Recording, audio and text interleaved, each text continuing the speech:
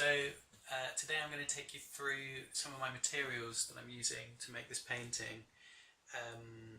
So we've been talking a lot about being true to the material, and I've just moved house and I've got these materials that I will show you.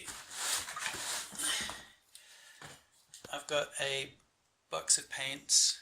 Oh, hold on. There we go. I've got a box of paints, another box of paints, a box of testers in here, some more paints, all this gubbins in here, all kind of stuff, and a bunch of little colours in there as well.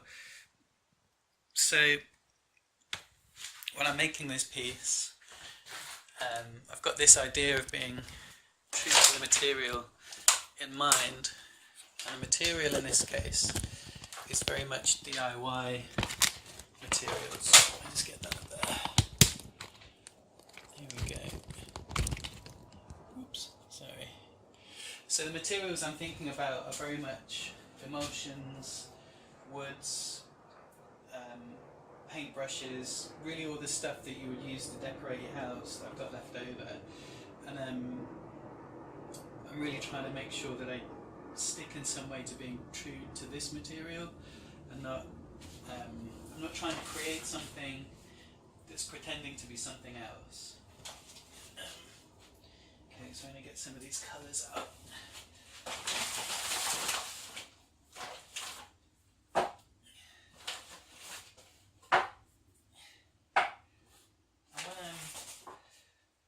Working through what I want to do.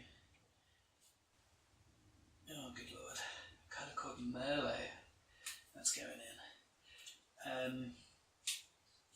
I'm really just trying to feel it out. I don't want to think too much about anything.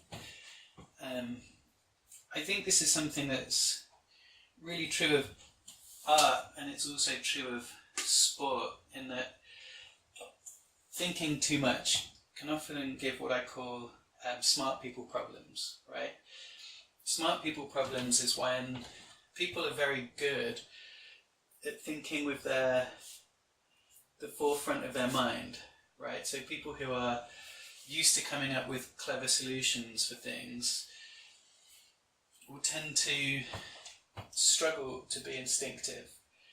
But being instinctive is like a whole part of the human mind that you just can't ignore, or to ignore it is very much like folly. And learning to trust instinct is a real skill, and I think it's something that really can be developed in play, and it's very important to do that. I used to coach roller derby, and this could be a really pernicious problem, especially if you're a smart person. You could have real problems getting in touch with your instincts.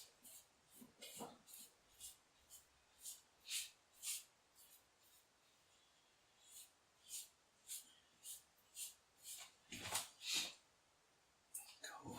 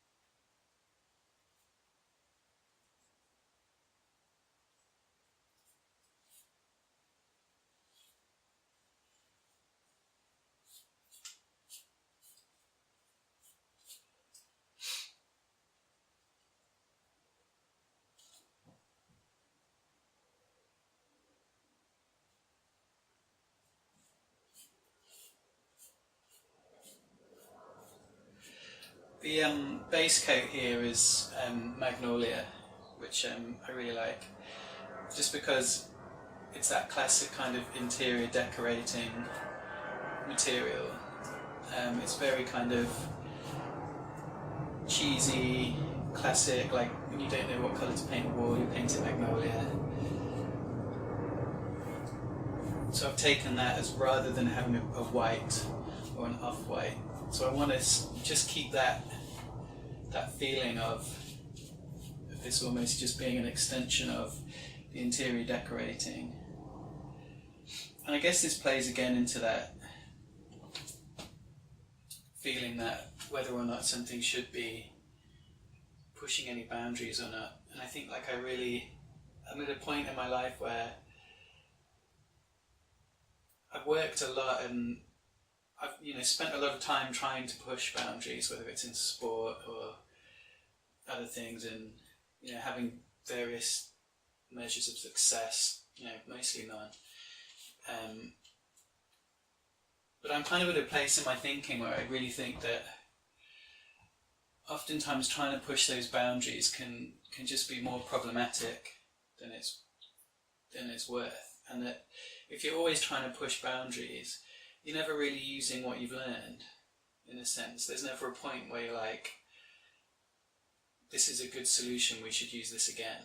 You're always trying to change the solution.